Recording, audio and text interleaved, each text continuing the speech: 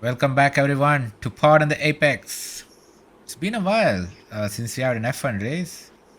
After that changing weather conditions, drama-filled Silverstone race, we have had a bit of a quiet period now. I think it's been 10 days since the last race, and we have another 10 days to go uh, pr- for the next Sunday. So yeah, in the meanwhile, we thought, why leave all our adoring fans empty-handed? I know. Sorry, we know you see our shorts, but we want to give you a long video. So we're doing a special episode today, isn't it, Aniket? Yep. So as you mentioned, we didn't have an F1 race to see, but we went and saw another race. We went and saw Yes, Apex GP claim a miraculous victory in Abu Dhabi, and we're going yes, to talk about all we're going to talk all about it as to how that happened. yeah, And basically, by now you have got what I'm talking about. We're going to talk about a little bit about the F1 movie, what we liked, what we didn't like, right. and it's been a while since an F1 movie came out. The last one was Rush, I believe, which was Hmm. extremely good, Oh, Rush was so which was good. obviously based on Oh, a real story. But Ford versus Ferrari. Oh, well, that was not F1. My bad. That was not yeah, F1. exactly. Yeah, So, I mean, both of us were very excited to watch this, and we yeah, did go and watch it, and we have a indeed. lot to discuss on this. We'll try to keep it brief because there are a lot of points we want to get to, but Yeah, yeah, I think let's get the yeah, ball rolling on movie on the Apex. yeah. It's time for lights out. Uh, a quick warning before we discuss. There will be spoilers in this discussion. So yeah, people on YouTube or any other platform you're seeing us on or live on Twitch right now, there will be spoilers. So you've been warned. It's been a few weeks since the movie has come out. Ample time for all you boys and girls to go watch it. So, and I mean, it's hard to discuss a movie like the F1 movie without getting into spoilers. And right away, Aniket, I want to say you said miraculous. I like the word miraculous that you said about Sonny Hayes' victory at Abu Dhabi. So miraculous that if he had done what he did in real life, he would be suspended from F1. Like, do you remember 1997, Aniket, when Michael Schumacher he wants to win the championship. He was still a hot-headed F1 driver. I mean, I guess he was hot-headed till he retired, but he just rams his car into Jacques Villeneuve. Remember that? And I he do, I gets do. he gets disqualified for the entire season. And things 10 times worse than that happened in the movie, didn't they? They did. We did see a lot of ridiculous stuff in the movie, which kind of defied the laws of F1 rules, Yeah. and and they got minimal penalties for it. And we also, as we spoke about Sonny Hayes winning in Abu Dhabi, this was a team that was in last place Right. in at the halfway point in the season, Yeah. and they were a long way off the other people in on the top and even in the midfield. Mm. So it's crazy that a team like Apex GP has brought in so many updates that they go from last to first within like Half nine a or ten season, right? races within half a season. Yeah. If we see that in real life F1, I mean, I'll be like shocked. If we see like I don't know, like what racing bulls or someone like suddenly by the time we get to the last few races win consecutively, then I'll be super shocked. So, Yeah. and that's Imagine why Pierre Gasly winning a race exactly imagine Pierre Gasly or say Gabriel in dry Bortoleto or conditions. In dry in conditions. dry condition. Yeah. In dry conditions, where it's level playing field, Right. especially for the top teams, and now you're expecting a back marker to come all the way and win. So yeah, it was kind of a little like hysterical, but Yeah. I mean that's movies after all. I appreciate the True. effort. I think we want to talk about what we liked, what we didn't like, kind of Yeah. things. Yeah. But I think we can talk about how good the cast was. I think Yeah. Brad Pitt as Sonny Man, Brad Hayes Pitt, man. He always stole brings the his show. A game, right? He always brings his A game. And not yeah, the cast was amazing, but also, man, the Aniket, it's after a long time, I think, a lot of movies come in IMAX, but it's rare when you encounter a movie, which has to be experienced in IMAX, right? Yep. Generally, Christopher Nolan makes such movies, right? Because he actually shoots with IMAX cameras. You might remember that cornfield scene in Interstellar or, the explosion in Oppenheimer. Yep. This movie felt like that, man. The driving scenes, the cockpit scenes. Like, I know it's a Formula 2 car, but who cares, man? Those scenes are amazing, weren't they? I mean, they had different kinds of cameras, right? They give us new kind of visuals, like Yeah. the front cam and Oh, yes. the cams on the Mm-hmm. side of the side pods. And I'm guessing like we might have a car in the future that's going to be embedded with even more cameras than what we have now. Right. So that from the photography, the videography, everything was spectacular. And as you said, the IMAX experience was like something else. Yeah. It is one of those movies which you definitely have to catch Right. in an IMAX screen and not like normal screen, in an IMAX screen, because then you'll have the full experience of it. The lights, the sound, the music. Hans Zimmer, my god, what a Oh, my job he's God. done. The Still music humming was it, man. so Still humming it. still humming it, still humming it. Especially the title song, man. What a song. Right. And yeah, I mean they got like most of it, right. As you said, the F2 car, they kind of they modified it to look like an F1 car. Yeah. They also like basically shot in between different races throughout the season, so they were Yeah. actual fans and all that. Yeah, I And think that added to a lot of the realism, right? Like yes, last 2 years we've been hearing, oh, Brad Pitt is in the paddock, the F1 movie team is shooting, and all of this. I think this movie really understood why they were doing that. I think the authenticity that we felt in the movie because of the actual paddock and fans, like you said, I think that was something else. Yeah, no, I definitely. mean I just mean, about the racing scenes, right? I think like I know we'll get to the unrealism that we saw, around other kinds of nonsense that happened, but the actual racing scenes and the camera angles and all that that we were talking about, I think that was Hollywood at its finest, right? That is like the strong point of Hollywood, right? Making watchable and immersive content.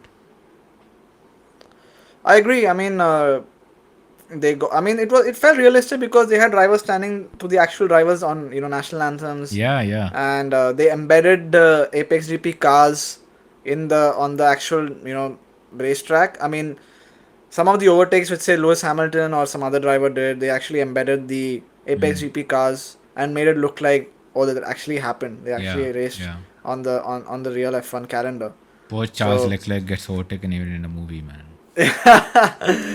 oh man, Ferrari is like absolutely like looking bad in that movie, like with late braking, locking up their brakes, getting overtaken, Yeah, and whatnot. So yeah, obviously there's a lot of fiction in the movie because it's a Hollywood movie, right, but the cast did a brilliant job. As we spoke about Brad Pitt, he nailed his his role. right, Even Joshua Pierce as or sorry, Damson Idris as Joshua Pierce, he did a right. fantastic job, I would say. Yeah, yeah. As a young up and coming actor Mm. playing that rookie driver role, I don't think they could have found somebody else. And So the other Kerry Condon, man, how good was Kerry Kerry Con, Condon in the movie? yeah, we all know Kerry Condon from Friday's voice in Right. Iron Man. Yeah. I mean, not Yeah. many knew her by as a person Mm. because we know the voice and stuff, but Right. amazing job by her. I mean, she fit in that role perfectly, right? A team, what do you say, a lead technical Come on. role. Hold on, Aniket. Kerry Condon is much more famous than just Friday. She's in Better Call Saul. She's Stacey Ermantrout. I know she is, but I'm sure like people don't have recognized her instantly. Right. Right. Yeah. Of So course. she's not like one of those famous. I wouldn't. I mean, I would say that even some of the other cast members, which they had like, what do you say? Who was the guy who played the owner? I forgot his name. Javier Bardem. Javier Bardem Ah. obviously Right. is more famous than Kerry Mm. Condon, right? Right. So Right. I think Kerry Condon really shined in this movie, despite the few things which we didn't like. We're gonna talk about, but great cast. And yeah, I think the length of the movie is also perfect. They got the running time also right. It never Yeah. It felt wasn't like too it long. never felt like extra. I was glued to the screen. I know. Mm. Sometimes in some movies I just take out my phone, see a few messages or something. I This time I didn't like. I Yeah. could not. I was hooked onto it, and I think everyone was hooked onto it as well. So Right. Right. yeah, great Yeah. job I from the think. storytelling perspective. Yeah, it was a good job from a storytelling perspective. But if you get into the weeds a bit, as the hardcore F1 fans that you are, beyond the visuals and the shiny exterior and all that of the movie, it kind of quickly fell apart, didn't it? Between all the racing action or the forced racing action. Yeah.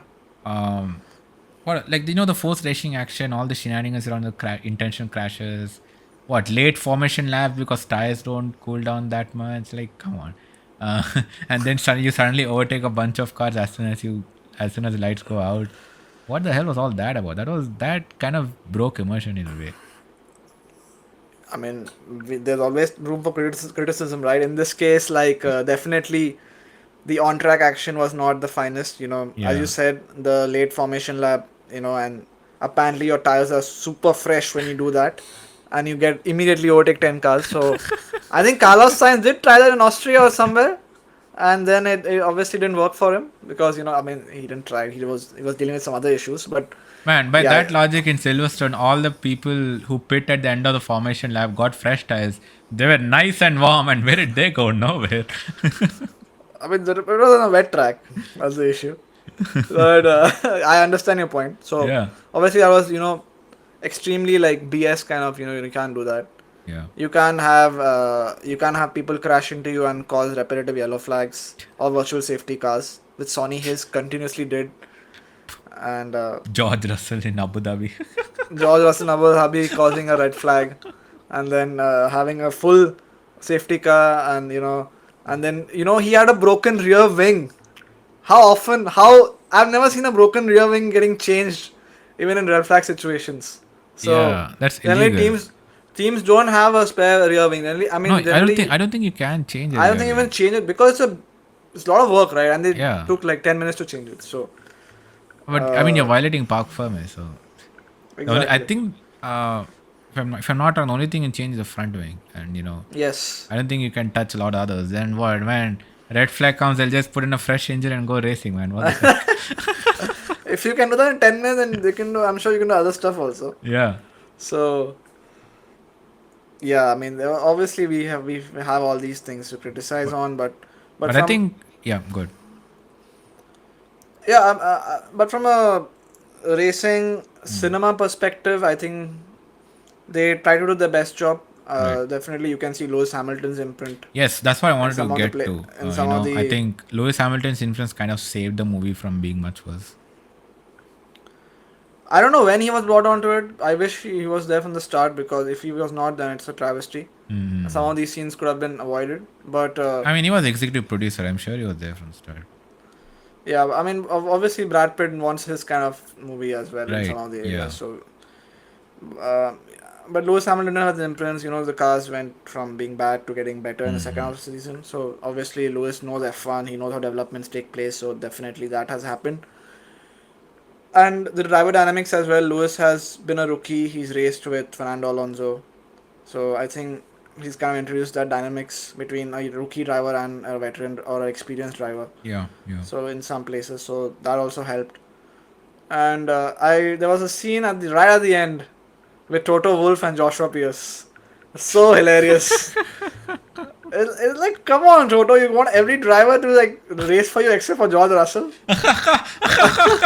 You're approaching drivers even in movies now. I mean, it was so damn perfect though. Like, what a scene. Yeah, man. That I think that really captured F1 silly season quite well, right? All the off the paddock drama that we see.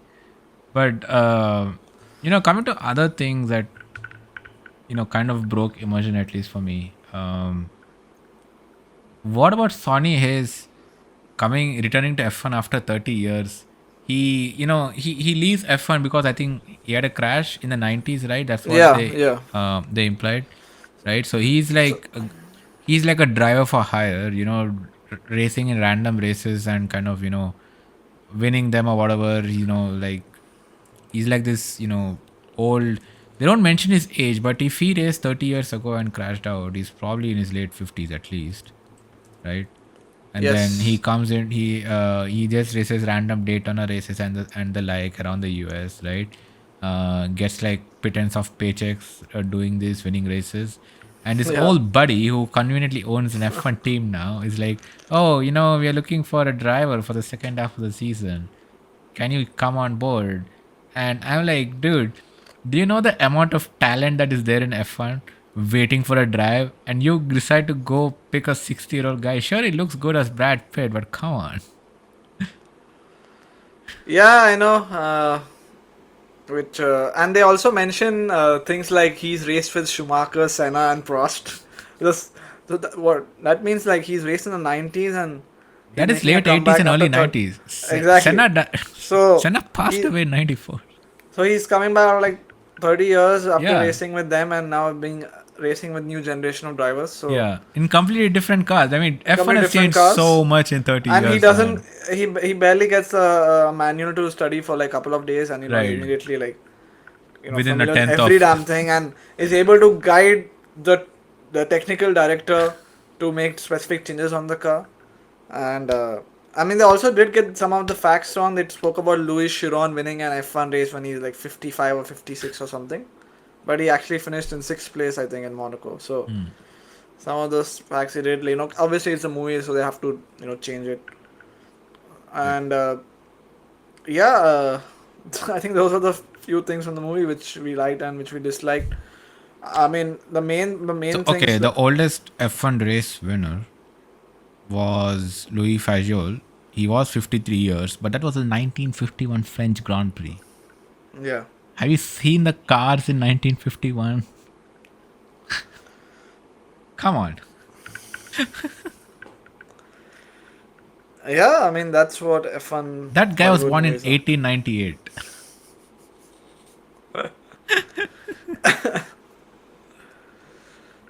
But Brad Uh, Pitt did make the Apex GP team look much cooler than it was. So yeah, definitely, yeah. he doesn't seem 60, man. I mean, that's good genes for you, Aniket. That's why he's an accomplished actor, If and you that's told me why. he's like 45, 47, I'd probably Yeah, say yeah, looks like 47. But 61, oh man, yeah. can't look That's why 61. he's a famous Hollywood actor, and we are just struggling hosts on Pod on the Apex. Oh man, But seriously. yeah, I think the other thing before we kind of wrap up here, Yeah. the what's the forced romance, Aniket? What's Hollywood's obsession with forced romance? Why can't you give, if you really want to give Brad Pitt a girlfriend, give us someone who's not in the team. Yeah, I Like agree. that's like 125 HR violations up and down the track. Yeah, I mean, and it just started right when Brad Pitt entered the team. So there was like literally like Yeah, right at the moment he came.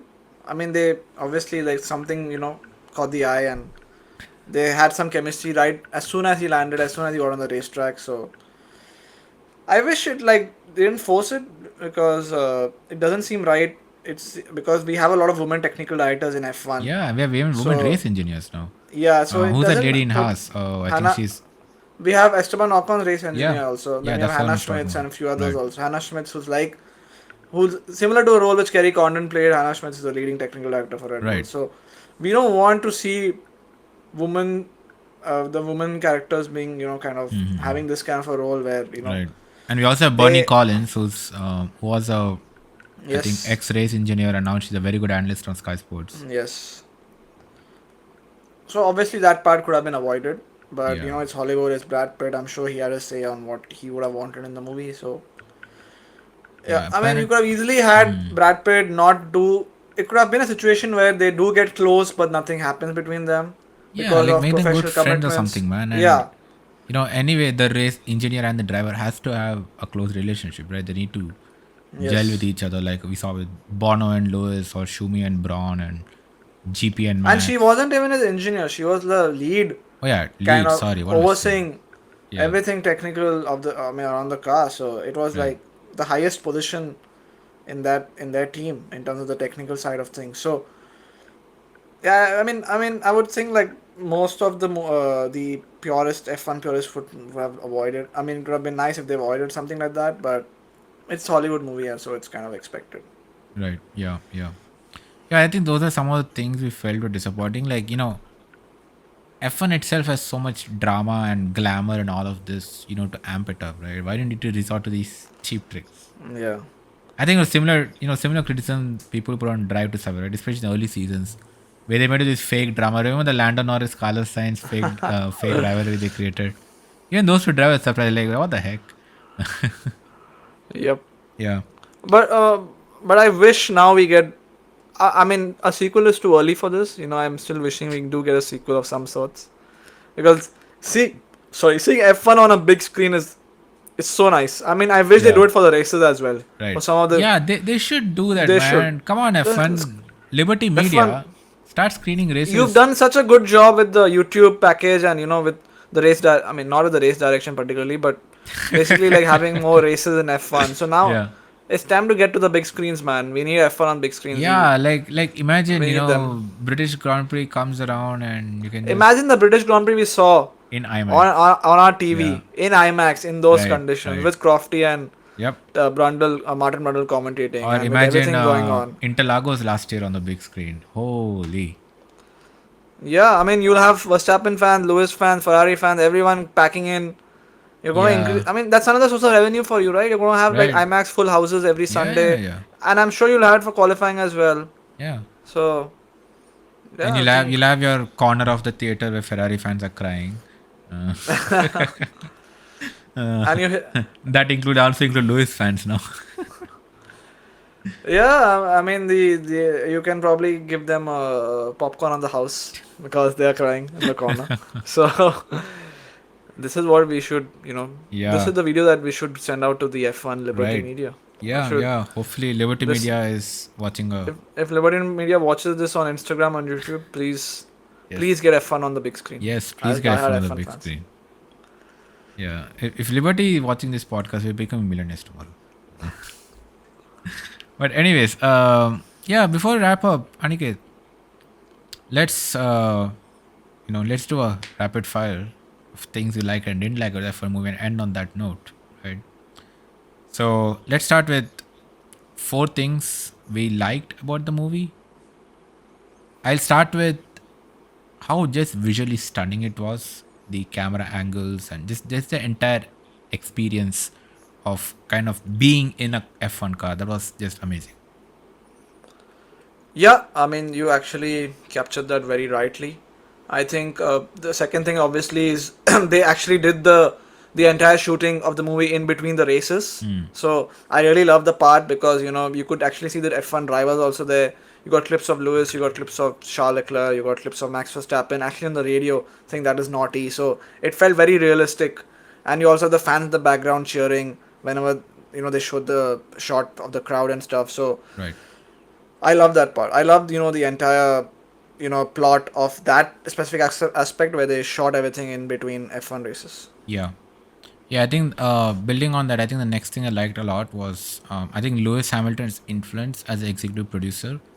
I think Lewis' influence definitely helped get some, subtle technical details of the movie right, and also, not just Lewis, also like other F1 drivers being themselves in the movie, like whether it's Max Verstappen or Charles Leclerc or George Russell and all of this. I think definitely added to the immersion and the excitement for F1 fans, right?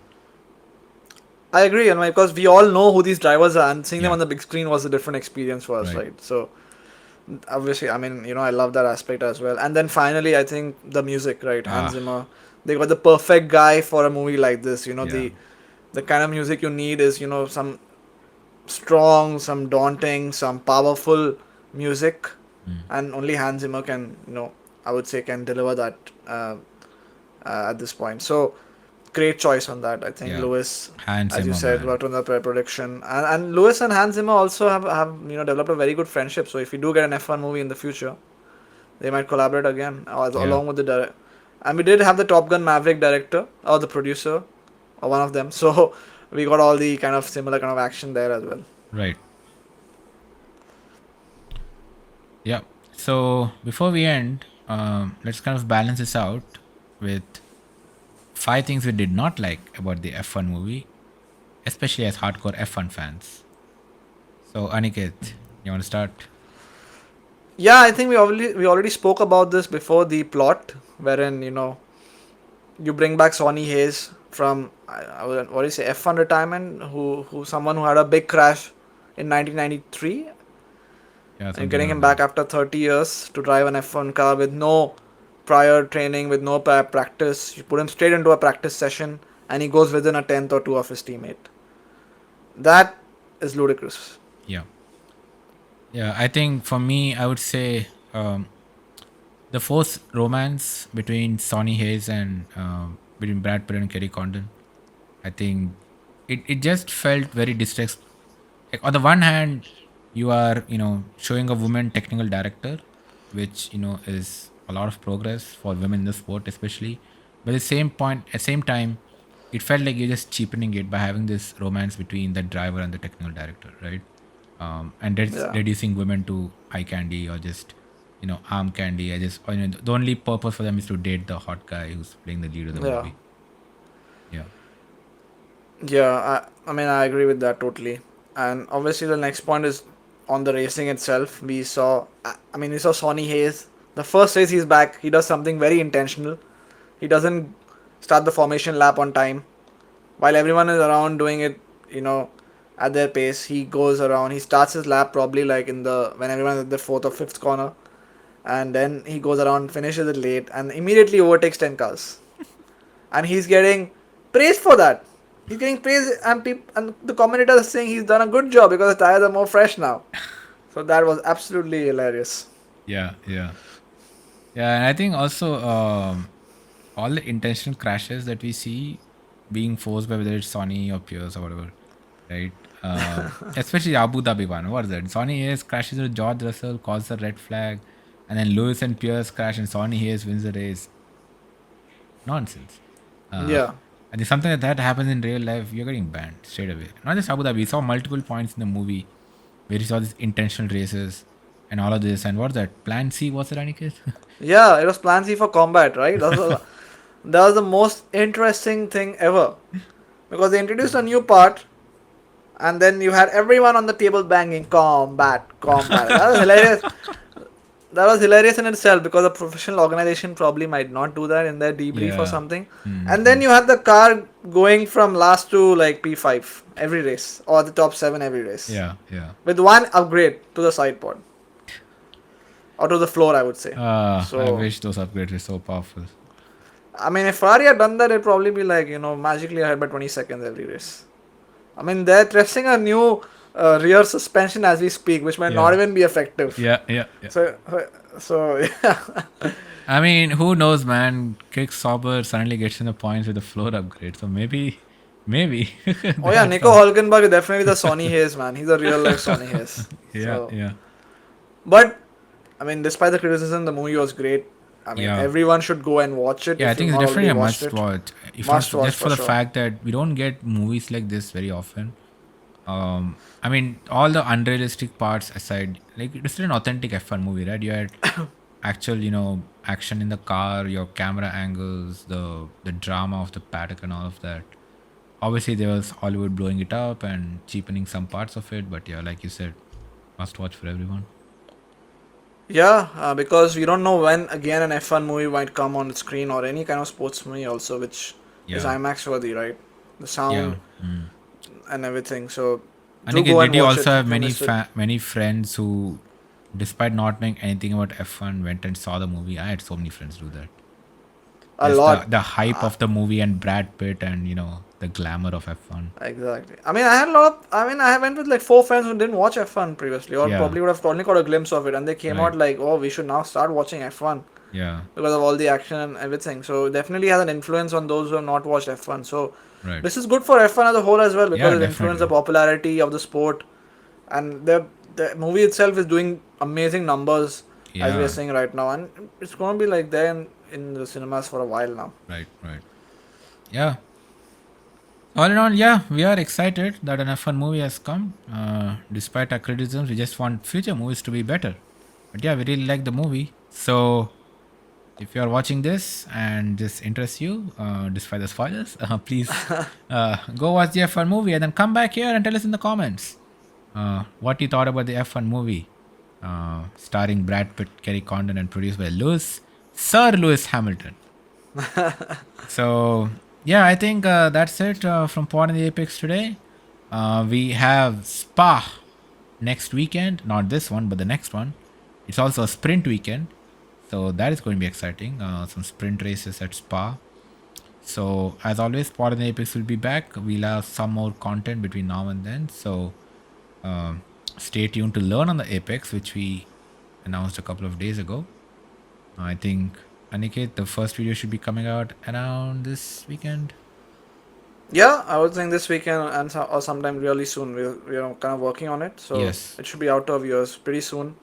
Yeah, And absolutely. yeah, while you're waiting for the next video, watch this video, subscribe to the channel, and as Pratyush said, leave your comments if you watch the movie or if you plan to watch it, and we'd love to hear what you think of, or what ideas you would give to F1 to improve the movie Yeah, in itself as well. absolutely. And Liberty, don't forget, race on the big screen in IMAX. All right, everyone. We'll catch you next time. See ya.